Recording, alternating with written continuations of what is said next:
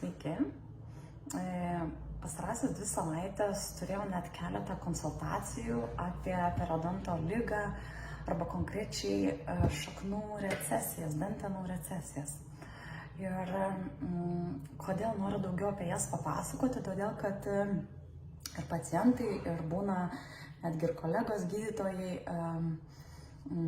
pamatę dantenų atsislinkimą, apsinuoginusį danties kaklelį šaknį, įtarė, jog tai yra periodontitas, kitaip vadinama periodontozė, infekcijos sukeltas dantenų atsislinkimas, nors nebūtinai yra taip.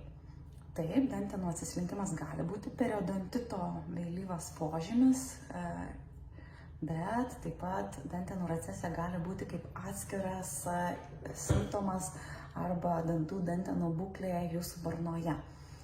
Ir tiesiog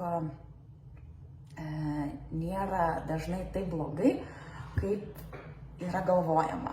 Ir dantenų recesiją, atsislinkimą galima stabilizuoti, gydyti, kaip ir periodontitą galima stabilizuoti, gydyti. Tai tiesiog norėtųsi atskirti šitos dalykus, bet labai svarbu surasti tikrąją priežastį. Ir periodontito atsiradimo eigos pašalinti priežastis ir atlikti gydymą. Ir esant dantenų recesijai, atsislinkimui, taip pat atlikti tam tikrus veiksmus, gydymą, kad dantena bent jau nebesislinktų daugiau, nebeprogresuotų tas danties kaklelio nuogėjimas,